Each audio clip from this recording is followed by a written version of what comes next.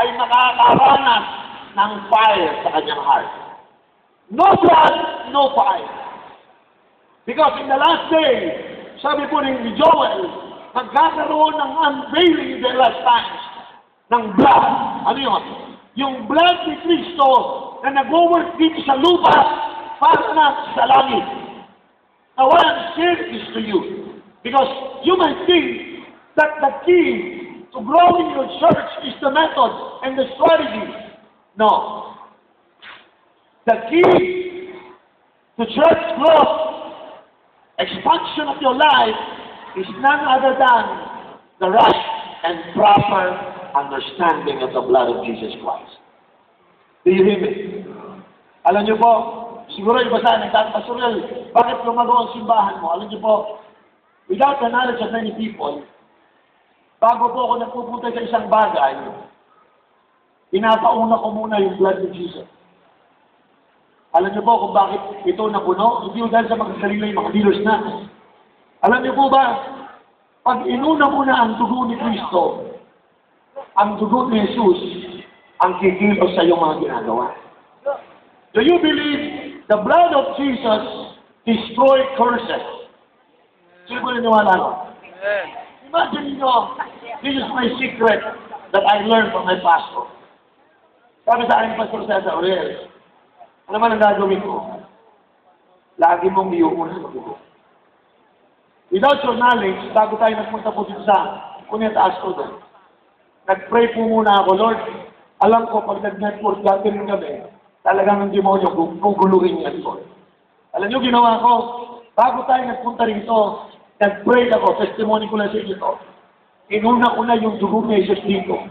Tuwing dadaan ako dito, araw-araw, Lord, I pray. Dito sa Cuneta, Lord, dito mo gagawin yung magandang bagay. Lord, I apply the blood of Jesus doon sa mga taong dadating dito, Lord. Tuwing pupunta ako doon sa mga mentoring area, I apply the blood. I apply the blood. I apply. Alam niyo po, ngayon tuwan-tuwa ako. Alam niyo kung bakit?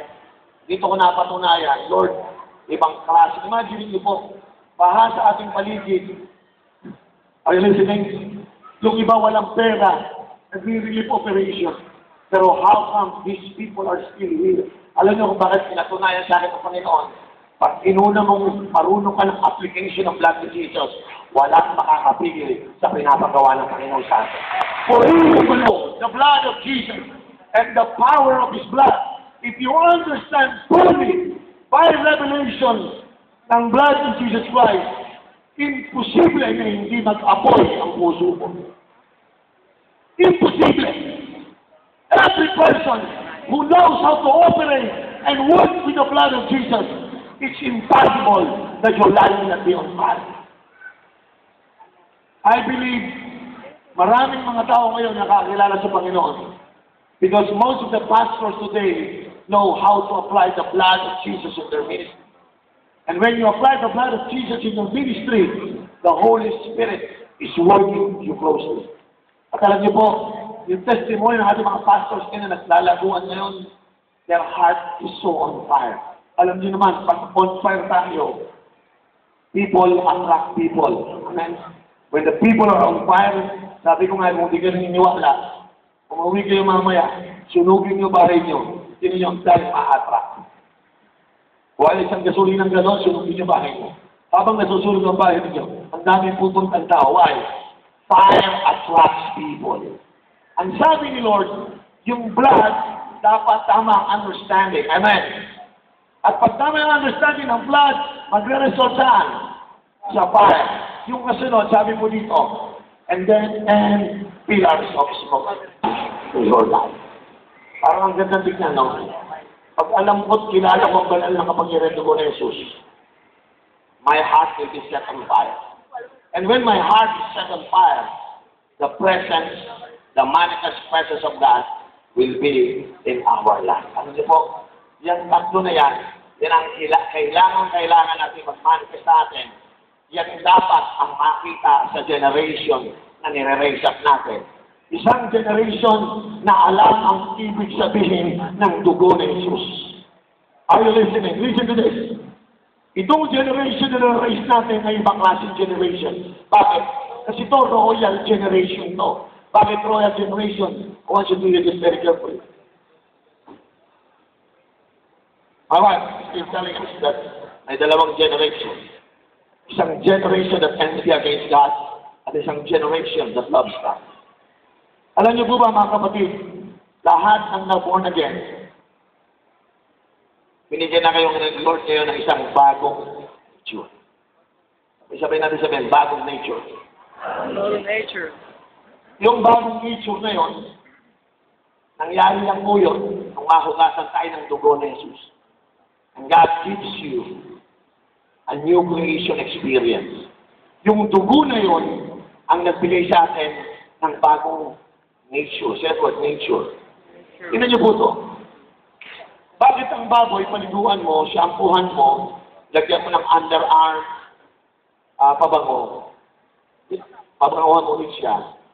Bakit gano'n? Tuwing bibitawan mo ang baboy, siya nagpupunta sa putikan. Alam niyo kung bakit? Bakit? Alam niyo kung bakit? Kasi baboy siya. Amen. Paliguan mo ulit, shampoohan mo ulit, pabanguhan mo.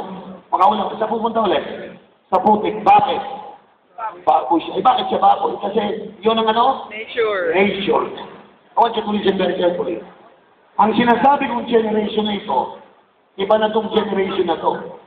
Ito yung binago ng Panginoon, kaya iba ng nature. From old nature, they become new nature. Hindi na ito baboy. Yung mga Christians na pinatawad na, at dati ito nyo bumabalik pa sa kasalanan, kasi baboy pa rin yun. Hindi pa nagpapalit ng Nature. Pero pag nakakita rin ng Kristiyano, hinugasan mo na, pinuliguan mo na, nililis mo na ng dugo, at hindi na bumalik doon sa kasalanan, talagang nalilis siya ng dugo ni Jesus. Hallelujah. Amen? Yun ang sinasabi kong generation. Bakit may mga generation tayo ngayon sa loob ng simbahan? Una-gina, ang tagal na sa simbahan. Pero para pa rin baboy, bumabalik pa rin sa puti. Alam niyo kung bakit? Wala pa silang divine nature. Are you listening? Ang sabi ng Panginoon, ang makakagawa nito sa last days, yung may pag-unawa sa blood. Listen to this. The blood. Say that word, blood. Blood. Sa araw may pumuntang Malaysian dito. Sabi ng Malaysian, ako gusto maging Pilipino. Sabi po ng ano, ay hindi pwede maging Pilipino. Saan ka ba pinanganak? Ako pinanganak sa Malaysia. Ay hindi pwede maging Pilipino. Gusto ko maging Pilipino, pwede bang magpa-naturalize? Hindi. Ginagawa lang po namin Filipino citizen kapag dito pinanganak. Hindi! Ako gusto Pilipino! Hindi nga pwede kasi hindi ka dito pinanganak. Ako inaaway yung sa tinatawag na lugar ng immigration. Dumating ang mga pulis, inuhuli siya, nagsisisigaw. Gusto ko ako maging Pilipino. Isang matalinong pulis, sabi niya doon, ganito na lang, sige, pakawalan niya. Gusto mo ikaw maging Pilipino? Oo, ito gawin mo. Ikaw muna mamatay, tapos mag-born again ka. Pag namatay ka, pinanganak ka na ulit, mag-pray ka, na ipanganak ka sa Pilipinas, that's the only way to become part of the Philippines. Maging Pilipino ka. Alam niyo po, nung nabasa ko yan, tawan-tawa ko dahil there is no way, hindi kayo pwede maging naturalized Christian eh. Lord, gusto ko po maging Christian. Ako gusto maging Christian. Hindi pwede gusto mo maging Christian ka. Alam mo, sabi ni Lord sa'yo, unless you are born again, you can see the kingdom of God. Mamamatay ka muna, yung old life mo, yung old nature mo, saka ka bibigyan ng new nature, saka ka magiging generation that loves God. I used to think ang dugo ni Jesus ay nagliligtas ng kasalanan. Well, that is given. But today, alam niyo ba kung bakit namatay si Kristo sa krus ng Kalbaryo?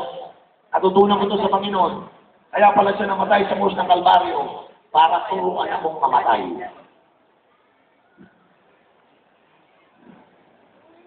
Narinig niyo ako? Akala ko noon, kaya siya namatay para iligtas ako sa kasalanan. Hindi.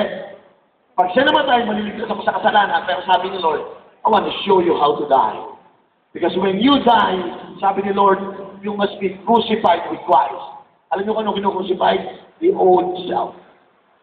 And when you are crucified with the old self, that's the only day mabubuhay ka ng new man. At pag human ka na, kasama ka na doon sa isang generation that loves God. Amen? Are you listening to